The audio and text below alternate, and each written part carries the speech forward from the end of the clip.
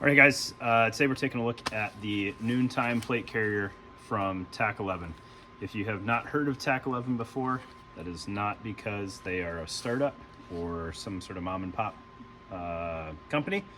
They've been in the armor game for quite a while. They supply all of the plates that Faro sells, which are some really high-speed plates, good armor. I'm not a huge armor nerd, but it's good stuff, right? But they also make a plate carrier, which has not gotten a ton of traffic on social media, mostly because they've never really tried. So they sent me one. They said, hey, take a look at it, give us your honest thoughts. And if you want to make a video, which I do, because it's really well thought out.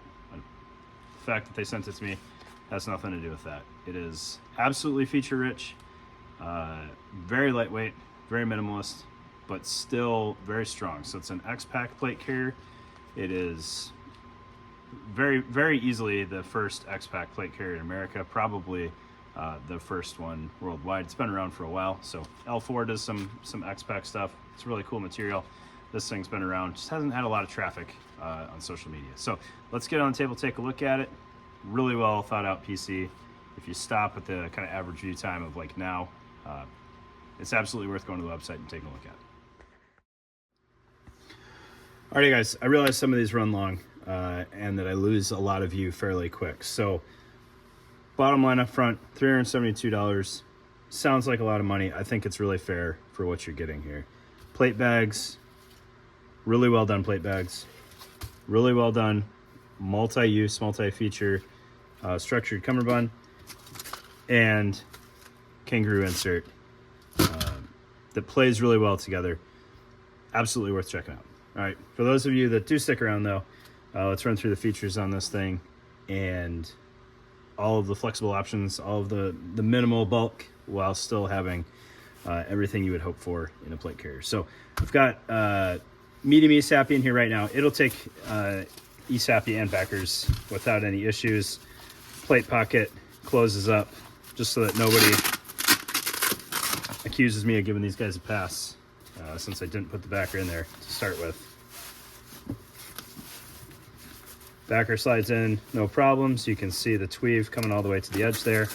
And then with very little effort on the plate pocket, it closes up. Plenty of Velcro continuity there.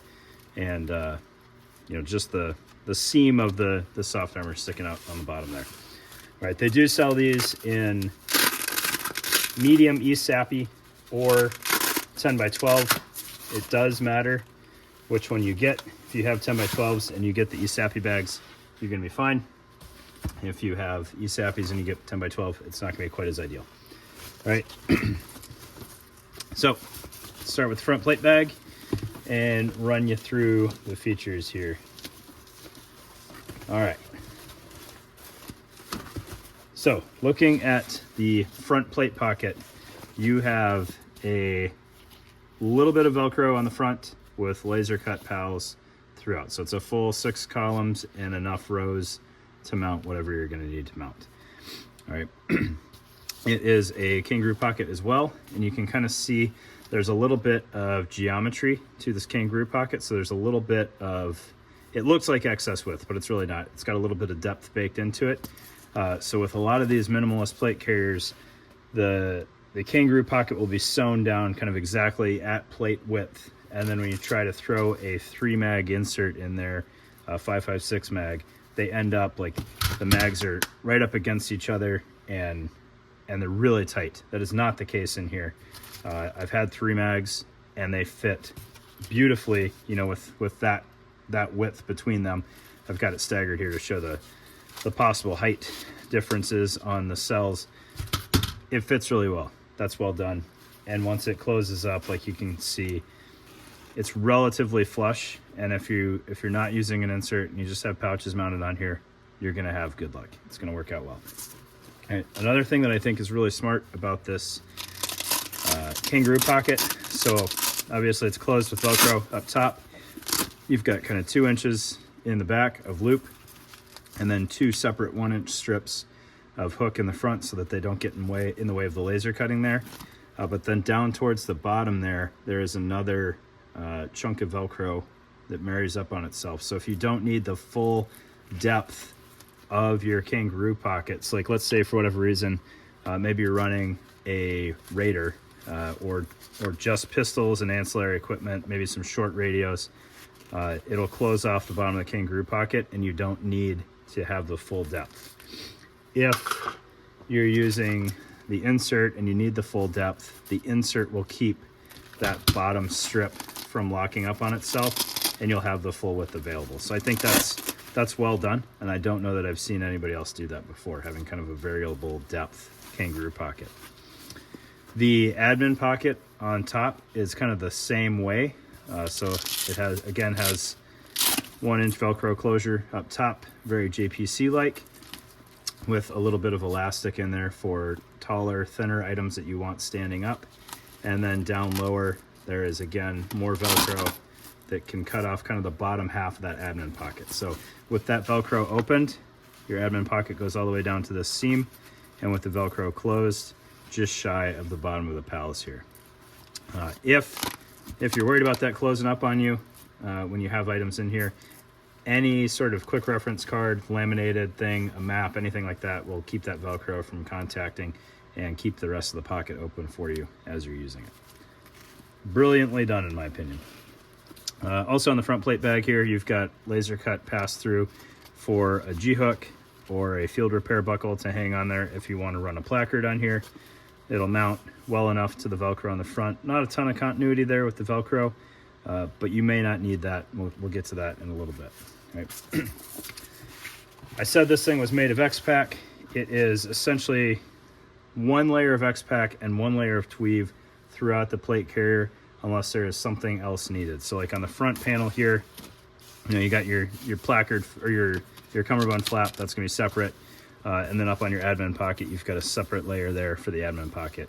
But at most, you're looking 2 layers of X-Pac and a layer of Tweave anywhere on here.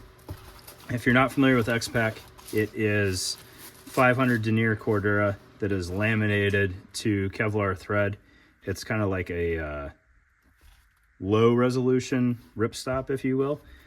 Super strong stuff, and I really dig it. There's not a lot of companies using it in the tactical space.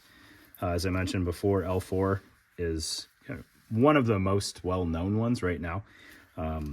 But it has an interesting behavior to it. So it's not rigid or bulky by any stretch of the imagination, but it does have a little bit of kind of its own memory or body to it, so things don't like flop around, right? So like this flap kind of folds where it should fold, but that little bit of reinforcement from the Velcro keeps it stiff.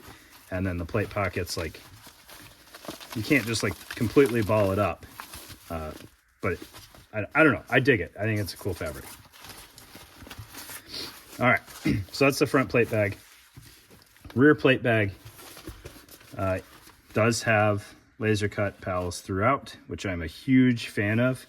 Laser cut pals, especially on the back plate, in my opinion, they make so much sense. Like, it doesn't cost the user anything. There's no extra weight there.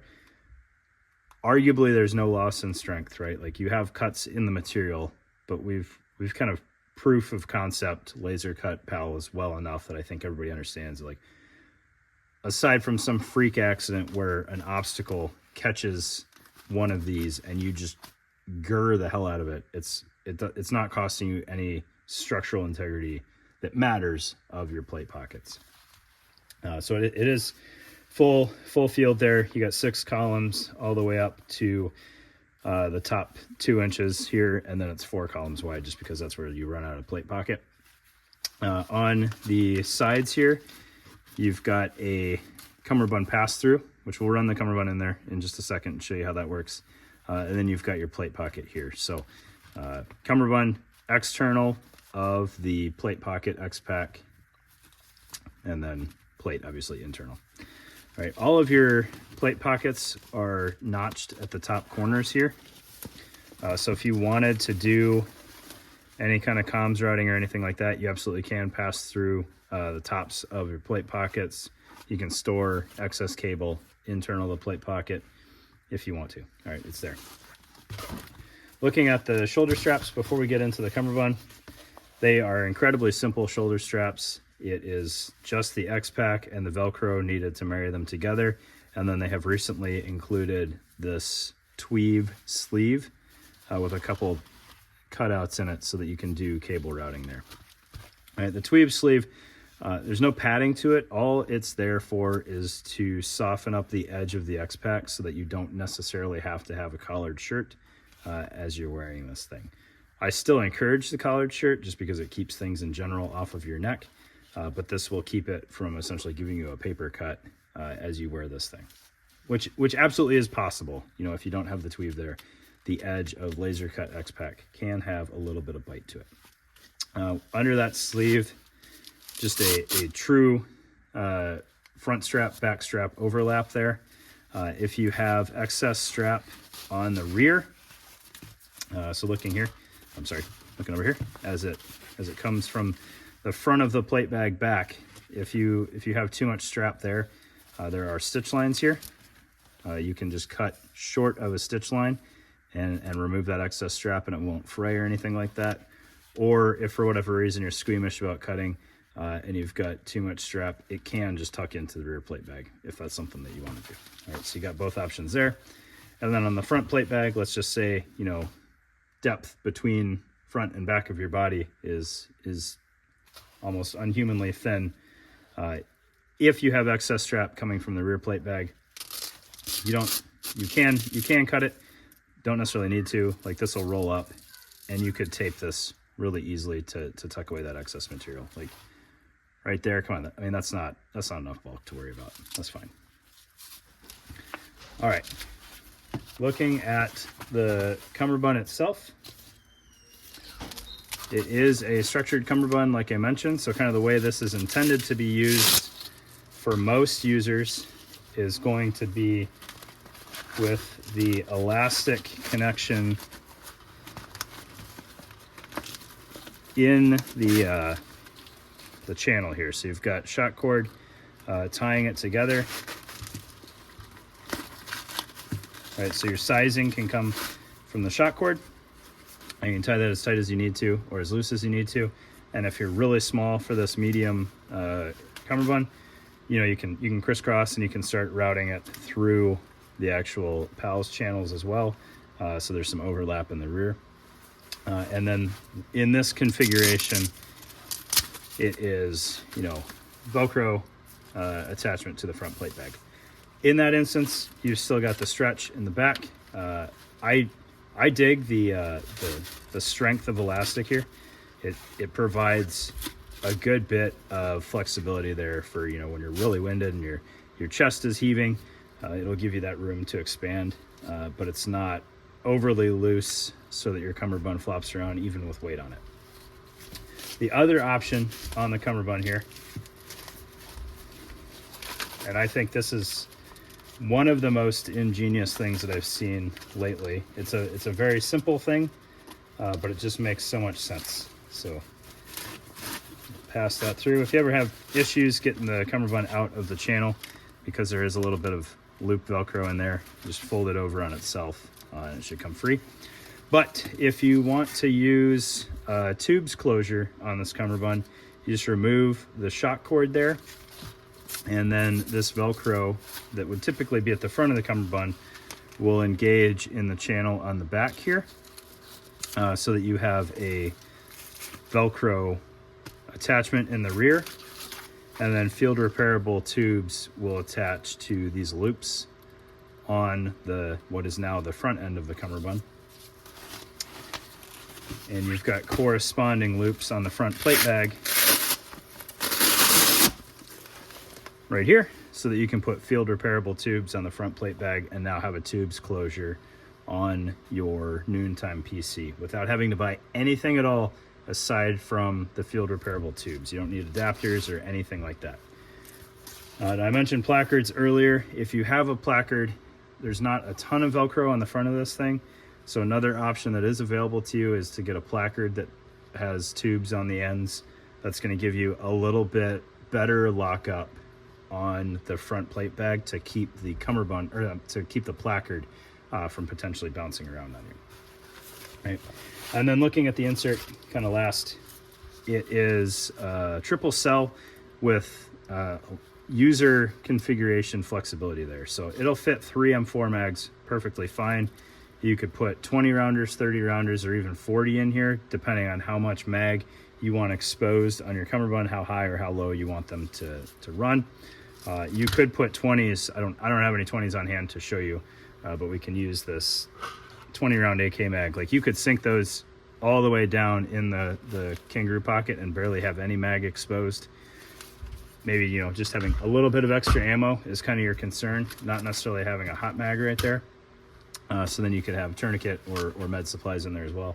And with law enforcement being kind of one of the prime customers of this thing, you know, putting a tourniquet in there, there's flexibility. Put a taser in one of these cells, a single magazine, right? If you got a mag on your belt, mag in the gun, and a mag on the vest, you know, for domestic law enforcement, 90 rounds of 5.56 ready to go should be plenty.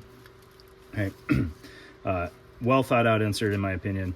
You've got the loop on the front face, hook on the rear, as well as hook from the one wrap to engage with the Velcro internal of the pocket. And then each cell also has a webbing tab, color matched webbing tab for any kind of pull tabs that you want. Pull tabs are not included. That's small potatoes. You know, if you're changing this thing to tubes anyways, you know, you got your pull tab right there. You just cut that up and use it. If you want a little bit of a webbing loop, you can do a webbing loop on there. All sorts of people have placard retention products available if that's something that you need. But there you go. Noontime PC from Tac.11. If you haven't heard of them, that's understandable. They're a legit, well-established company. Go check them out. Really cool plate carrier, super lightweight, 12 ounces like I said. It's comfortable because it doesn't have a lot of excess bulk. Fits your plates really well. They're actually maintained in the pockets well. And I failed to mention it earlier, but the pockets are dangler friendly because it is behind the plate, which is kind of the ideal mounting point. It's just structurally better there, and it keeps it closer to your body. But you can also mount it under the Camber Bun flap if you want. So there you go, guys. Thanks for your time. Really appreciate it.